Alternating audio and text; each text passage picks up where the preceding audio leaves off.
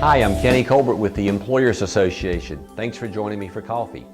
So what was your reaction to the fast food worker protests and strikes around the United States a few weeks ago? I'm sure you read about it, heard it on the news. In Charlotte, it wasn't that big of a deal. There were actually only a couple of dozen protesters. But in other cities like New York, Philadelphia, Chicago, Los Angeles, there were literally hundreds or thousands of protesters in the streets. My curiosity got the best of me, and I went down to South Boulevard in Charlotte to actually see the protest. The protesters were lined up beside the street, and their chant was this: "No more burgers, no more fries, we want our wages supersized." Kind of cute, wasn't it?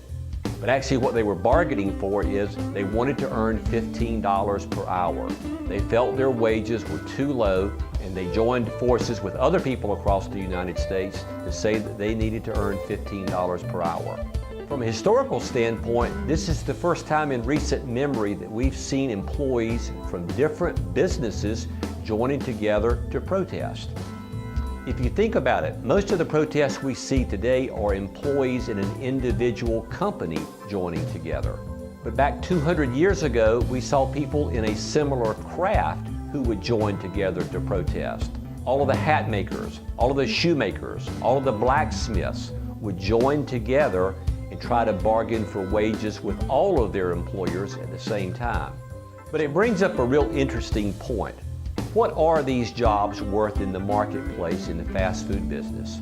While these employees provide a valuable service to their company as well as to their customers, let's face it, most of these jobs are unskilled labor jobs.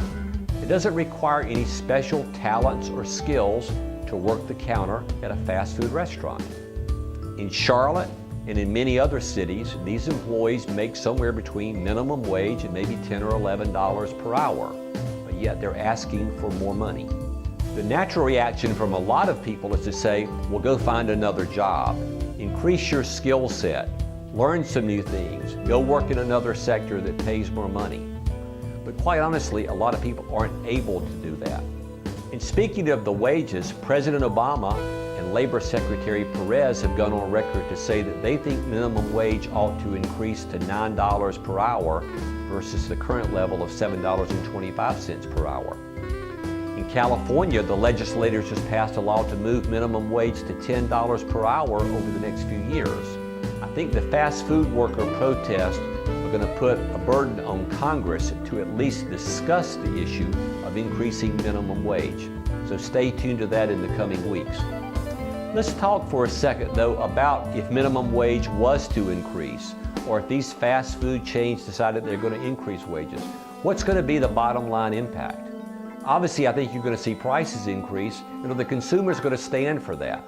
Secondly, if wages increase, I think you'll see some fast food chains turning toward automation. Think about it. Why do you really need 4 people at the counter at the local McDonald's?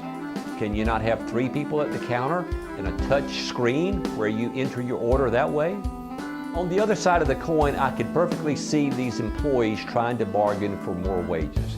It is difficult to make a living on minimum wage or $8 to $10 per hour. But it still comes back to what is the going rate for these jobs in the marketplace? And right now, the going rate for these jobs is somewhere between $7.25 and $10 per hour. I fully support everybody's right to make a living wage. I also fully support a business's right to make a profit. Somewhere in there has to be a middle ground, and you could argue both sides of the coin equally well. We need to increase wages, but likewise, why pay more than the market rate? It's a great argument. Think about it.